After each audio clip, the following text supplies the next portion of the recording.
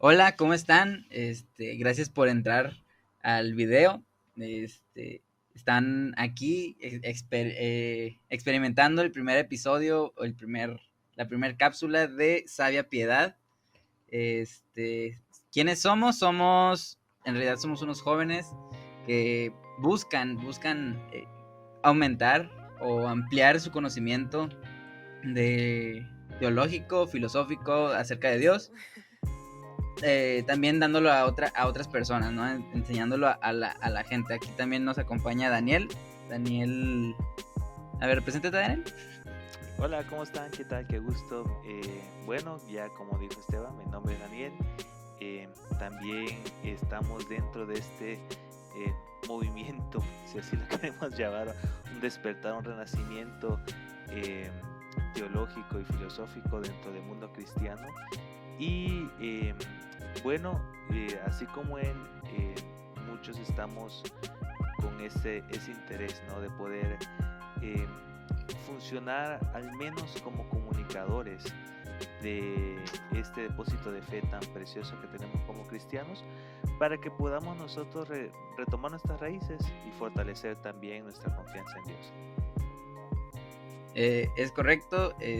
Nos interesa mucho crecer todos, ¿no? Como cristianos de Latinoamérica. Es algo que lo necesitamos. Creo yo que lo necesitamos mucho. Y es importante, ¿no? Conocer quiénes somos, qué creemos, por qué lo creemos y demás, ¿no? Por eso estamos haciendo este podcast, para poder ampliar un poco el conocimiento que podemos tener acerca de la religión cristiana. Yo soy Esteban Treviño, soy administrador de la página de Tetelestai. De hecho, este proyecto es una unión entre 3 páginas por ahora. Es Tertulia Teológica del Pastor, Tetelestai mío y ¿cómo se llama? Pensés de Yesid, que ahorita Yesid no nos acompaña porque está haciendo otras cosas importantes, ¿no? ¿Qué más? Y bueno, también vamos a tener algunas páginas importantes. También vamos a tener de Aerópago, quizás vamos a tener a Mario, que es un capo también. Y poco a poco vamos a invitar a otras personas para que también puedan estar aquí con nosotros.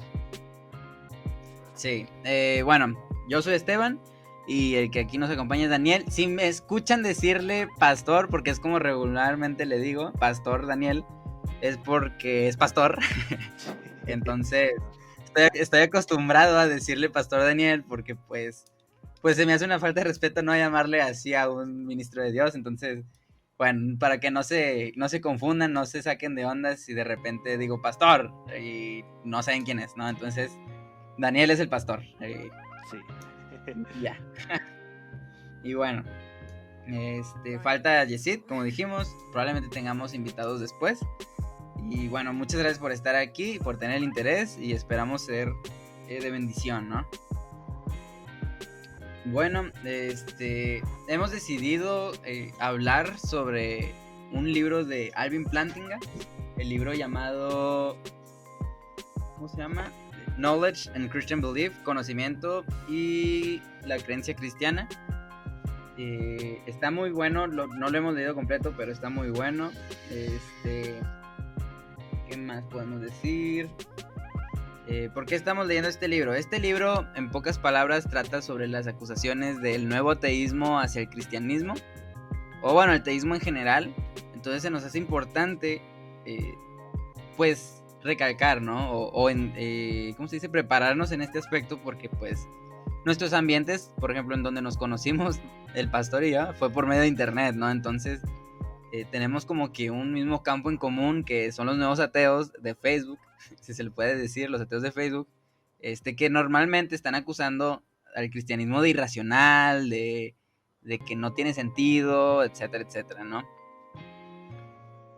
Sí, sí, y es muy importante también que nosotros también podamos aclarar que el proyecto de Plantinga no es en sí un argumento como nosotros estamos quizás acostumbrados, ¿no? En nuestra pequeña esquina apologética del Internet.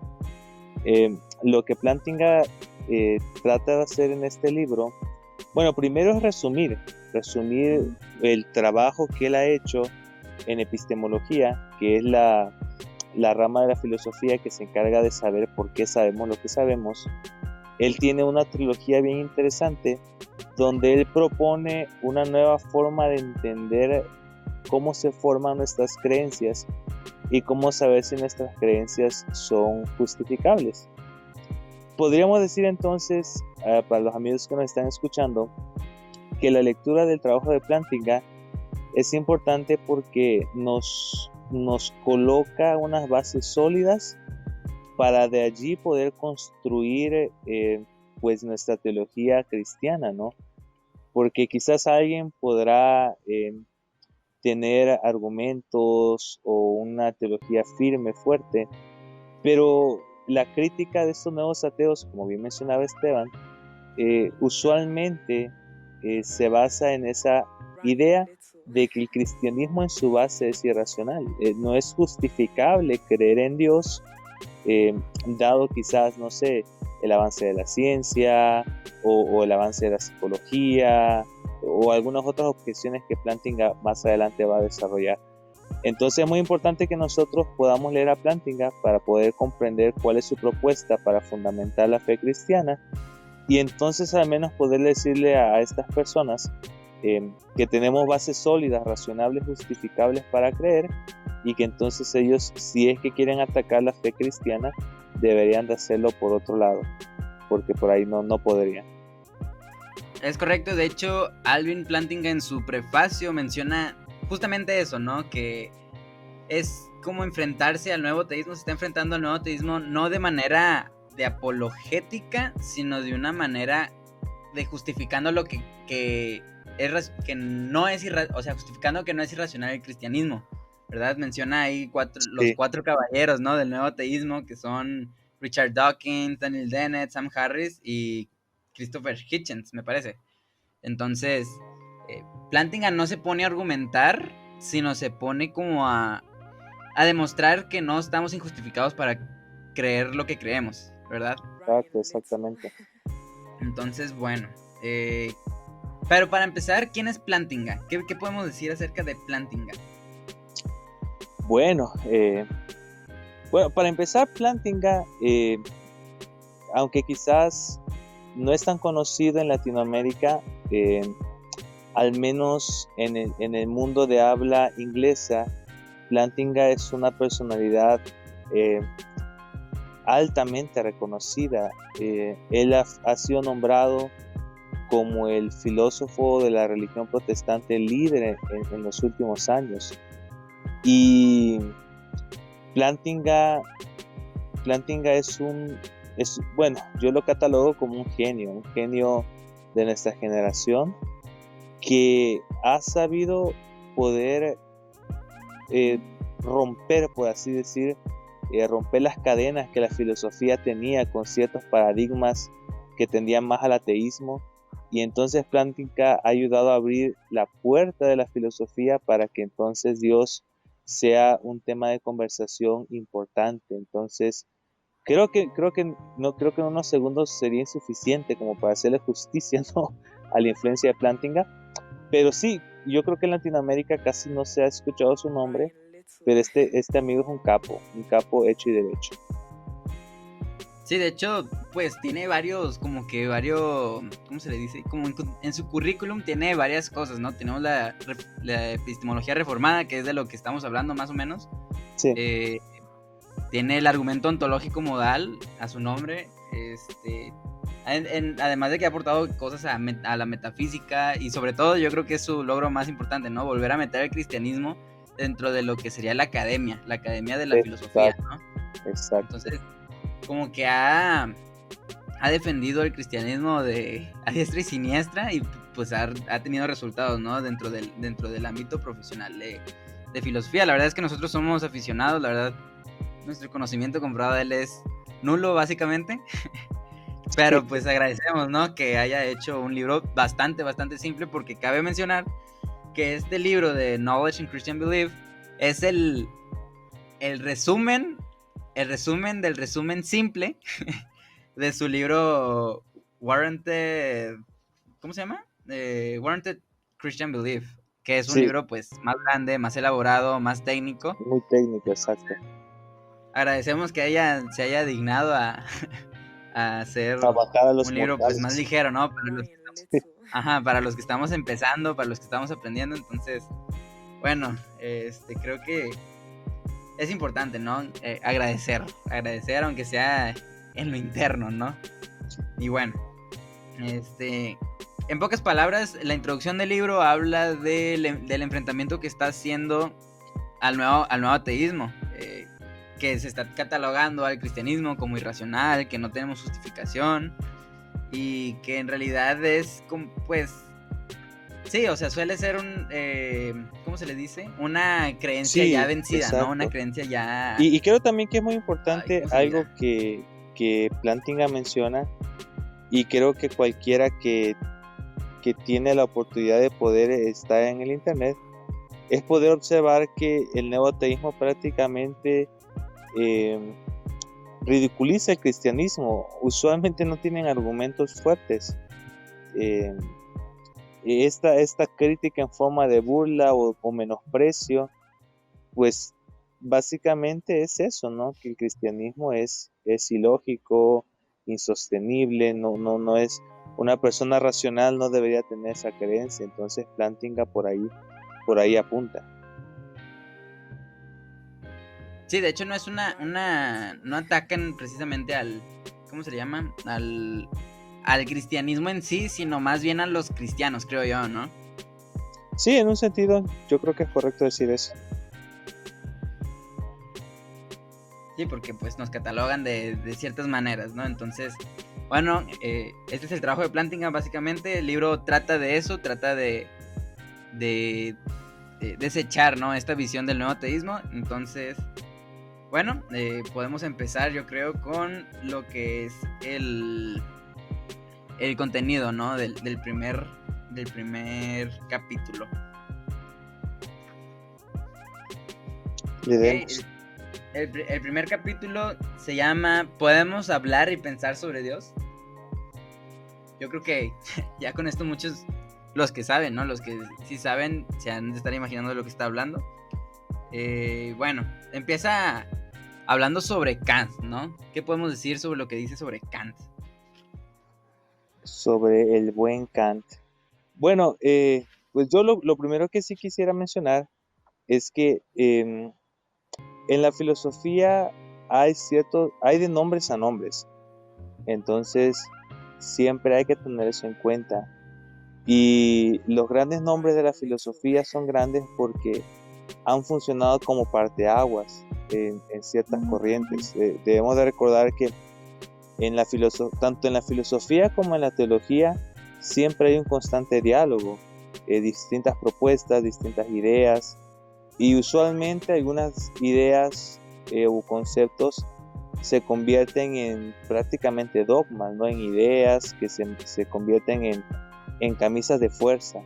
Y entonces de vez en cuando sale alguien y entonces desafía esa corriente, esa idea, y entonces ese desafío se convierte en algo importante. Y podríamos decir que Kant, al menos como yo lo veo, entra en esa categoría de romper un paradigma. Y usualmente algunos filósofos, ¿no? Algunos historiadores de la filosofía mencionan que en la filosofía hubo una época antes de Kant y después de Kant. Yo creo que cualquier persona que esté interesada por estos temas, pues debe echarle un ojo, ¿no? A Kant. Quizás no lee todo su trabajo porque es monumental, es muy complejo, muy largo, y como es filosofía continental es bien complejo de leer y de entender, pero al menos tener una vislumbre, ¿no? De sus tres críticas, que son las más importantes,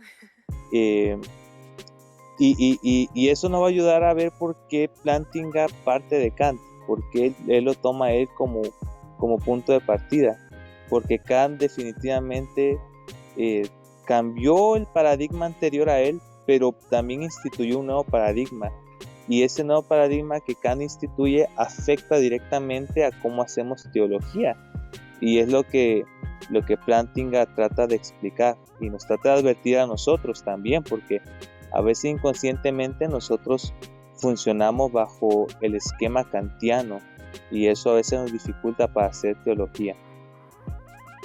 Sí, y de hecho, como tú dices, el paradigma que plantea se me hace súper raro, porque él era teísta, o sea, era teísta, él creía en Dios, era cristiano, de hecho. Sí. Entonces, a lo mejor ahorita para nosotros es súper extraño, súper extraña su manera de pensar acerca de Dios, que parece casi, o sea, que yo he oído a agnósticos utilizar la manera de pensar de Kant para justificar pues su creencia, y por eso se me hace súper raro, ¿no? Pero pues bueno, es importante, ¿no? Como quiera conocer lo que dijo Kant y pues qué podemos tomar y qué podemos desechar, ¿no? Como dice la Biblia, tomar lo bueno y desechar lo malo. Exacto. Sí, y bueno, y ¿sabes lo? Ajá. No, dele. No, que iba a añadir a lo que tú decías, que es bien interesante cómo Kant, siendo creyente, elabora un sistema filosófico que hoy en día es aprovechado por agnósticos e incluso ateos. Y eso creo que nos debería como prender el foquito, ¿no?, de alarma, para cuando nosotros a veces leemos o hacemos filosofía, siempre estar pendientes en base a qué lo estamos haciendo, porque Kant en un sentido fue reaccionario, ¿no?, a su tiempo, y en su afán de proteger a Dios o el conocimiento de Dios, diseña un sistema filosófico que deja a Dios al otro extremo. Es decir, Hume y los que estaban antes de él, que eran racionalistas, estaban tratando de tener a Dios casi con una certeza absoluta, con una comprobación absoluta, y como eso no es posible, entonces Kant, para proteger a Dios, nos manda del otro lado de la cancha, ¿no?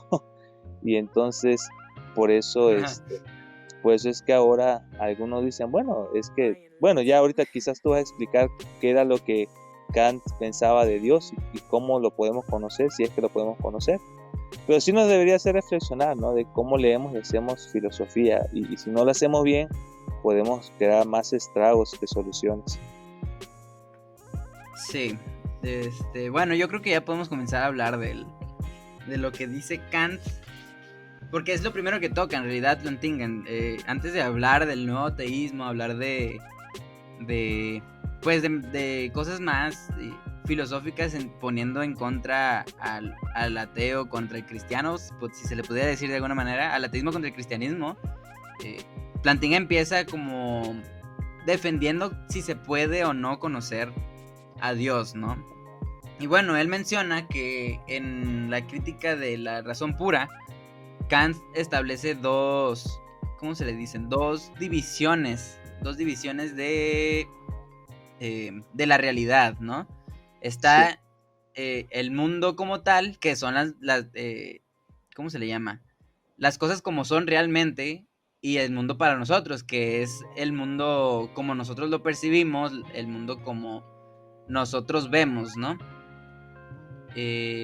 Este mundo, el mundo para nosotros, pues es más bien descrito con las propiedades que nosotros mismos le hemos asignado a las cosas, ¿no? Pero eso sin saber realmente cómo son más bien descripciones según nuestra perspectiva, no realmente como es. Entonces, según Kant, Dios está dentro de las cosas del mundo como tal, ¿no? Entonces, para nosotros es imposible describir lo que Dios es, porque Él es, según Kant, la realidad en excelsis.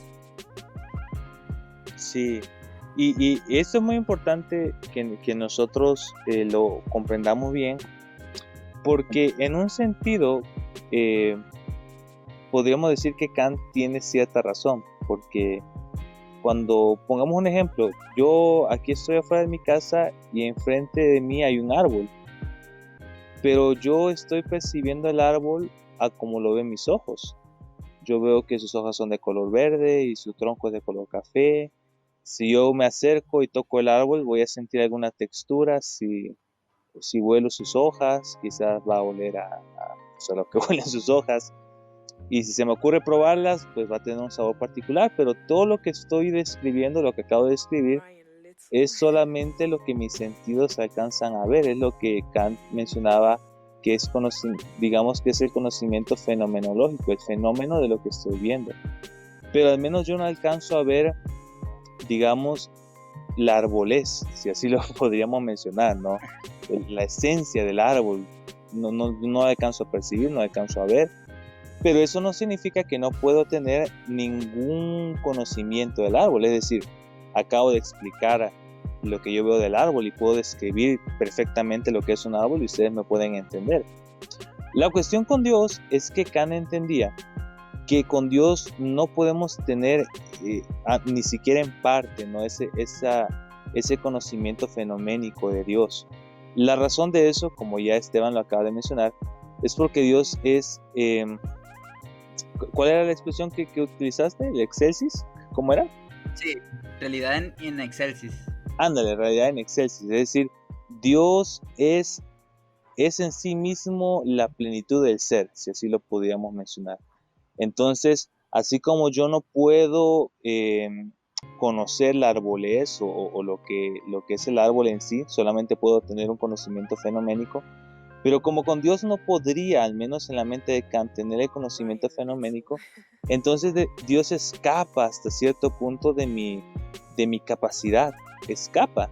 Entonces digamos que Él transporta estas dos clases de conocimiento que podemos tener de lo que vemos, y entonces con Dios dice, bueno, Dios solamente se puede tener esta clase de conocimiento, pero como esta clase de conocimiento es inaccesible para nosotros, entonces no podemos conocer nada de Dios. Y esa es una respuesta inteligente para los empiristas, para los racionalistas, y decir, ¿saben qué? Ustedes están pidiendo algo que no se puede, porque Dios no entra en esta categoría. Entonces lo único que ustedes pueden hacer es pues vivir, ¿no? Como si Dios existiera y solamente expresar o podríamos decir en un sentido, ¿no? Confiar en lo que yo siento de Dios, que ya sería otro tema, ¿no? Pero básicamente es importante tener esto claro, porque este desafío de Kant ahora es utilizado por los agnósticos porque usan el mismo argumento. Ellos podrán decir, bueno, ¿cómo tú puedes saber de Dios, o cómo tú puedes creer en Dios si Dios escapa de ti, si es que existiera, ¿no? Es irracional creer en Él. Irracional en el sentido de que no lo puedes conocer, porque Él es una realidad in excelsis, como menciona Plantinga. Sí, de hecho, el mejor ejemplo, que es el que pone aquí Plantinga, sobre el pensamiento de Kant, es como si nosotros estuviéramos en el mundo, ¿no? Pero para ver el mundo nosotros tenemos unas lentes rosas, y por lo tanto nosotros vemos todo rosa. Eso significa que el mundo no es rosa, sino que el mundo lo percibimos rosa. Es según nuestra experiencia, ¿no? Basamos nuestro conocimiento según lo que vivimos, ¿no? Según lo que nosotros podemos ver, lo que nosotros podemos sacar, nuestras propias conclusiones, ¿no? Que ese es nuestro conocimiento, ¿no? En eso se basa nuestro conocimiento. Es el ejemplo que pone Plantinga según el pensamiento de Kant. Así y también pone como un ejemplo más, ¿cómo se le dice? Un ejemplo más práctico, más como del mundo real, que es, por ejemplo, tenemos a los caballos, ¿no? Y tenemos propiedades para los caballos, que son mamíferos, que tienen 4 patas, y etcétera, pero pues son propiedades que nosotros les hemos puesto, que son propiedades que nosotros les hemos asignado, ¿no? Y bueno, los agnósticos, así como dijo el pastor, o bueno, Daniel, como le quieran llamar, toman este pensamiento de Kant y lo hacen propio, ignorando también, por ejemplo, que Kant, aunque no hacía argumentos para demostrar la existencia de Dios en sí, utilizaba el argumento trascendental, que aunque nosotros no podemos sacar de un silogismo a Dios, del silogismo de un modus ponens, por así decirlo, por así decirlo, Dios es una precondición necesaria para la lógica y para la moral, ¿no? Entonces es como que tomando selectivamente, ¿no? Lo que Kant dice. Sí, yo creo que la cuestión allí, como tú decías, es que pues seleccionan ciertos pasajes o ciertas ideas, porque estoy seguro que algunos quizás ni lo han leído, ¿no? Especialmente los de internet, pero seleccionan ciertas ideas de él sin conocer el contexto. Pero realmente es un desafío grande para el cristiano hoy día. Yo creo que las consecuencias del pensamiento kantiano sí han tenido bastante eco en la teología y en la filosofía, y aunque quizás estos agnósticos de internet no sean el mejor ejemplo, pues realmente sí ha tenido un efecto importante, ¿no? En cómo hacemos teología, porque si la teoría kantiana es cierto con respecto al conocimiento de Dios, sí nos deja en desventaja y hasta cierto punto sí se puede utilizar, ¿no? Como para desafiar la capacidad que tenemos nosotros para tener una fe racional en Dios. Desafiar una fe racional en Dios, porque hasta cierto punto no podríamos nosotros tener una fe racional, sino una fe basada pues casi en un fideísmo, yo me atrevería a decir, ¿no? Más en lo que yo siento o a mí me parece, porque un conocimiento racional de Dios implica hasta cierto punto entender a Dios, pero al menos en el modelo kantiano me parece que sería imposible, porque nosotros no podríamos saltar esa línea divisoria entre los dos mundos que tú mencionabas para llegar al conocimiento de Dios. Entonces sí presenta un desafío interesante, importante para el cristiano, y una herramienta muy interesante también para los agnósticos, ¿no? Como para atacar especialmente a aquellos cristianos que no han tenido ninguna experiencia con Kant o con este tipo de cosas. Cuando escuchan eso y se los explican, pues si a algunos les mueve el tapete, ¿no? Como que alguien puede decir, híjole, esto no me lo habían dicho y ahora ¿qué hago? Por eso Plantinga se toma el tiempo para decir, pues todo esto es pura onda. Kant no tenía las cosas claras, él mismo no entendió bien, ¿no? Cómo conocer a Dios. Entonces aquí les doy a ustedes la respuesta para ese tipo de críticas al pensamiento o a la fe cristiana. Sí, de hecho, como bien dijiste, no solo los agnósticos o los ateos toman a Kant, sino también teólogos toman a Kant, que es súper extraño. Es bueno, para mí, al menos para mí, mi percepción de una persona que hace teología, afirmar que no se puede conocer a Dios es súper raro, es bien bizarro, ¿no? Pero pone, por ejemplo, el ejemplo de Kaufmann, Plantinga, que Kaufmann siguió la línea de pensamiento de Kant, y de hecho, Kaufmann llegó a decir que ni siquiera la palabra Dios puede describir lo que Dios es. Entonces, también afecta, como bien dijiste, hasta la teología cristiana, ¿no? Que es bien raro, al menos ahorita para mí, cristiano del siglo XXI, me es súper raro escuchar que alguien diga que es teólogo y a la vez afirmar que no se puede conocer a Dios.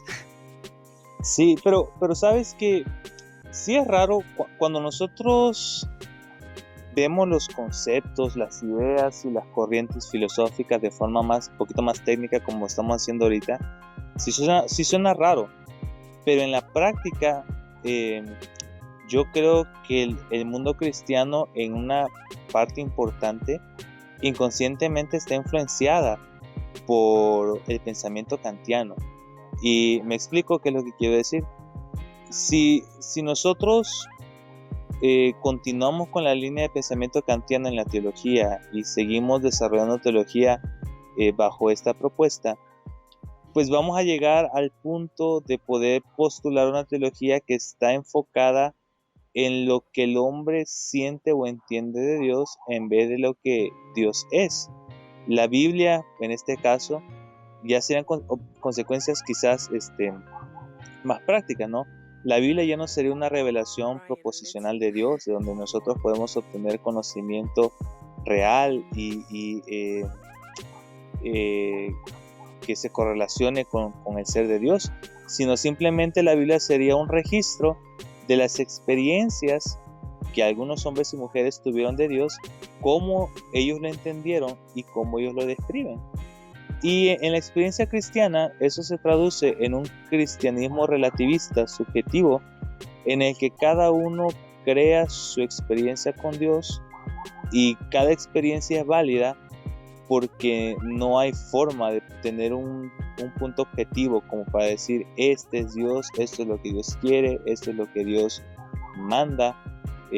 Eso se pierde, se borra esa diferenciación porque en un plano kantiano es imposible.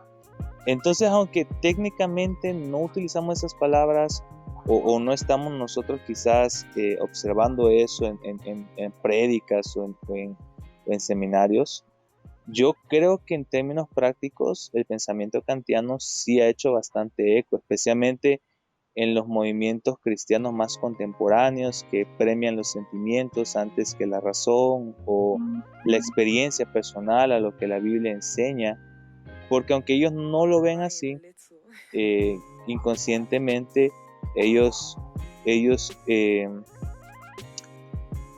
le dan prioridad, ¿no?, a lo que ellos creen o sienten o su experiencia antes de un conocimiento objetivo de Dios. Entonces, sí, yo creo que los efectos de Kant han sido devastadores, al menos a mi punto de vista, porque le ha robado al cristianismo esa oportunidad de decir, este es Dios, esta es la persona de Dios, este es su carácter, esto es lo que Él quiere de nosotros, porque en un plano kantiano pues no podíamos nosotros decir eso con certeza.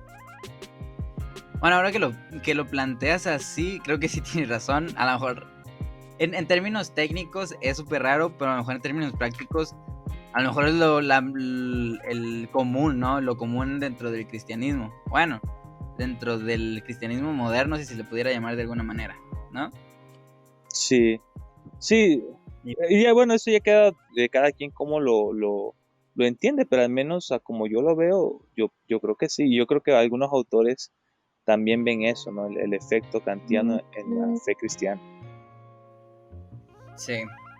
Y bueno, también retomando otra vez a Kaufman, él dice que, bueno, según Kaufman, Dios, al ser la realidad última, o sea, la realidad en excelsis, está lejos de nuestra experiencia y por lo tanto no podemos referirnos a Él de ninguna manera. Y es lo que les decía, de que ni siquiera la palabra Dios funciona correctamente para describir lo que Él es. De hecho, él llega a mencionar que Dios no es en sí un ser todopoderoso, que todo lo sabe y que es todo amoroso, ¿no? Sino que es más bien un proceso cósmico, es más bien un hecho histórico, es según lo que entendí en Kaufman. Sí, pues son las consecuencias, ¿no? Es una teología rara que no tiene ni pies ni cabeza. O sea, una teología no podría entrar, yo creo, en la categoría de teología cristiana o bíblica, porque es una reinterpretación de todo, ¿no? Entonces, yo creo que Kaufman es un ejemplo claro de una consecuencia extrema de someterse al análisis kantiano. Entonces sí es un desafío importante. Yo creo que por eso Plantinga lo aborda entrando en su libro, ¿no? Como para decir, miren amigos, esto es importante, ustedes son cristianos, no crean que esto no les afecta, sí les afecta, entonces pónganse las pilas. Sí, no, y planteó, sí, o sea, si trató de decir esto con Kaufman, pues yo creo que sí lo logró, ¿no? Al menos para mí.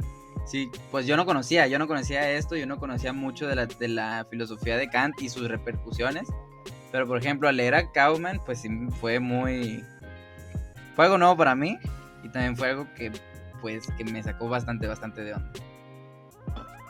Sí. Y bueno, ya después Plantinga ya sigue otra vez con Kant, ya para terminar, y pues termina diciendo que pues yo creo que es una conclusión que podemos sacar del pensamiento kantiano, es que si no podemos conocer a Dios, o sea, si no podemos, ¿cómo se le dice? Describir a Dios, entonces ni siquiera podemos decir que es indescriptible, vaya. Es un error lógico, ¿no? Si el hecho de decir que Dios es indescriptible es en sí mismo una descripción de Dios. Exacto. Y si no podemos pensar en Dios, entonces ni siquiera podemos pensar que no podemos pensar en Dios.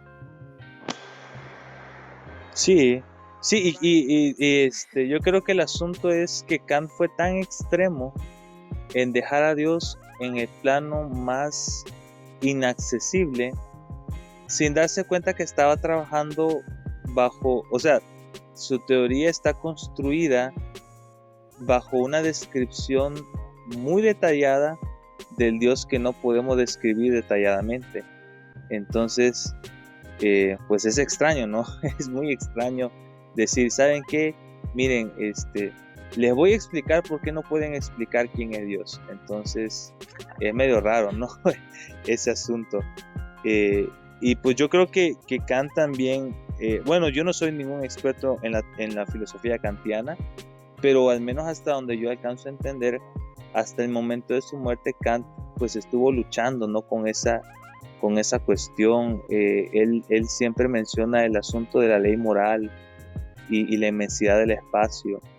Yo creo que hasta cierto punto, aunque lógicamente él pensaba que había hecho algo grande y había solucionado quizás algún problema, yo creo que personalmente era inevitable para él sentir esa opresión en su corazón de saber que Dios no estaba ya lejos, sino estaba cerca de él. Entonces es algo interesante también. Uh-huh. Sí, y es bastante interesante, ¿no? La verdad es que igual yo no he leído mucho a Kant. De hecho, Plantinga plantea que si quieres ser un buen filósofo tienes que ser como Kant. Tienes que decir lo que crees, pero muy por encima para que puedas, ¿cómo se le dice? Sobresalir. Sí. Puedas sobresalir en el ámbito de filosofía. Entonces, bueno, yo creo que pues al menos lo que he leído tiene razón. O sea, es bastante difícil. De hecho, Plantinga menciona que hay diversas interpretaciones de lo que dice Kant, pero que lo que estamos mencionando aquí es la interpretación más popular. Sí, ¿verdad? Sí, exacto. Y bueno, esta interpretación más popular, como lo menciona Plantinga, dice que se autoderrota, ¿no? Es el término que utiliza Plantinga para esto, que se derrota, o sea, se contradice a sí misma y cae por sí mismo, cae por su propio peso, ¿no? Exacto. Por la debilidad del argumento. Sí. Sí, y creo que también es importante que pues amigos los que nos están escuchando y amigas que nos están escuchando, pues toda esta plática y las conversaciones que van a resultar de esto y quizás los comentarios que van a dejar, pues todo eso va a estar siempre enfocado en Dios. Es decir, querramos o no querramos, nosotros hablamos, pensamos, nos preguntamos de Dios, nos formamos ideas de Dios y es una conversación muy real. Entonces, si alguien quisiera defender la postura kantiana sobre la accesibilidad de Dios, pues lo mejor que puede hacer es no decir nada, porque en el momento que diga algo sobre Dios, entonces él mismo se está refutando a sí mismo. Entonces, a menos que tú quieras ser kantiano, o más bien a menos que no quieras ser kantiano, entonces pues puedes hablar libremente de Dios, a seguir en esta conversación. Pero si aceptas la postura de Kant, yo creo que para poder ser coherente, pues no hay que decir nada. Pues sí. Bueno, eso al menos en esta interpretación, ¿no? Como Sí. dice Plantinga, eso es lo que enfatiza mucho Plantinga, que es la interpretación más común. Entonces, Bueno, creo que es importante mencionarlo porque a lo mejor otro kantiano puede salir y decir, no, eso no fue lo que dijo Kant. Entonces, pero bueno, al menos está refutando la interpretación más popular de Kant, que se ve reflejada en el ejemplo que dimos o que da Plantinga en Kaufmann, ¿no? Exacto. Y bueno, ese es en realidad el contenido, lo que dice Plantinga sobre Kant. Bueno, no sobre Kant, sino en su primer capítulo, que se puede conocer a Dios, es posible conocer a Dios o pensar acerca de Dios, y la conclusión es que sí se puede, porque de lo contrario, no podríamos pensar que no podemos pensar, o no podemos creer que no, o ¿cómo se le dice? No podemos concluir que no podemos pensar en Dios, ¿no? Porque es algo bastante común. Sí, se te refuta, exactamente. Y bueno, muchas gracias a los que escucharon. Este va a ser el primero de muchos, lo más probable es que sea cada semana. Esperamos que, esperamos sus comentarios, esperamos sus opiniones, los leemos con gusto, claro, sin insultos, pero bueno, estamos aquí pendientes, ¿no? De lo que ustedes puedan decir. Así es. Bueno, muchas gracias. Dios.